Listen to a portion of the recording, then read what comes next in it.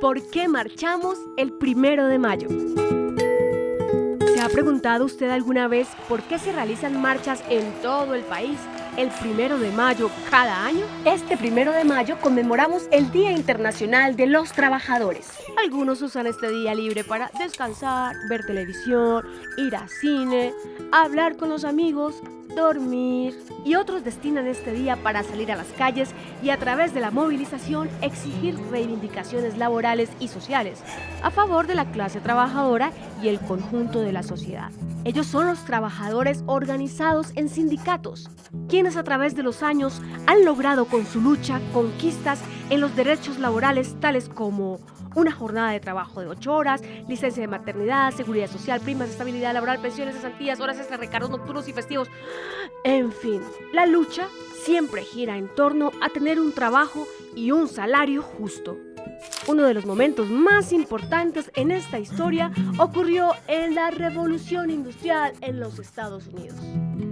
En mayo de 1886, un grupo de trabajadores de Chicago, cansado de ser explotado por sus patrones, salió a las calles a exigir sus derechos.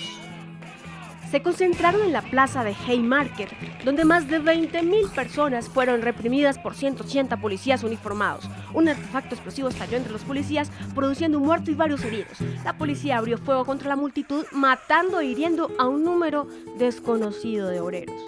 El 21 de junio de 1886 se inició la causa contra 31 responsables.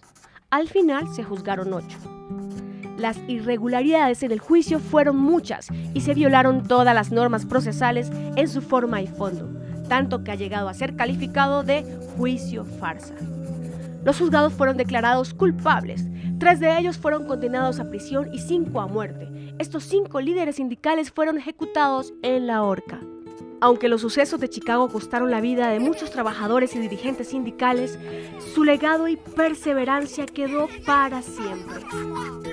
En 1889, la Internacional Socialista reivindicó la jornada de 8 horas para todos los obreros del mundo mediante una gran manifestación en todos los países en honor a los mártires de Chicago. En la actualidad, una gran mayoría de países conmemora el 1 de mayo como el origen del movimiento obrero moderno. En Colombia, la clase obrera es hacedora de su propia historia. Sus formas organizativas, sus luchas, sus conquistas y el propio desarrollo que ha aportado al país hacen parte de ese historial. Las luchas del pueblo colombiano por su liberación se remontan a 1492, cuando fue descubierto el país por los españoles. Pero la clase obrera como tal surge con la aparición de la industria. A medida que la explotación se iba acentuando, los obreros igualmente se ingeniaban las formas organizativas para oponerse a esos niveles de explotación. Es así como los artesanos de Bogotá, que en 1847 eran la parte industrial más desarrollada, conforman la primera organización sindical de la que se tenga noticia en el país. En 1918, los sastres que le confeccionaban los uniformes al ejército también crearon su organización sindical en Bogotá. Uno de los sectores de la industria más antiguos del país es el transporte, y precisamente los ferroviarios del Pacífico fueron los primeros en desarrollar una huelga en Colombia, la cual se inició en Buenaventura el 2 de noviembre de 1878. Los trabajadores portuarios también eran un sector importantísimo en el desarrollo del país y realizaron en el Atlántico una de las huelgas más importantes de la época en 1910, y los ferroviarios repitieron su huelga en 1919.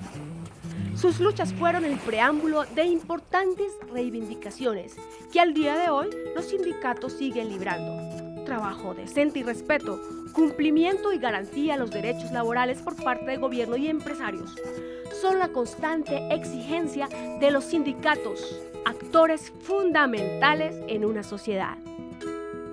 Los trabajadores organizados son representantes de los intereses colectivos, son sinónimo de solidaridad y lucha, pero ante todo son verdaderos representantes de los principios de la clase obrera.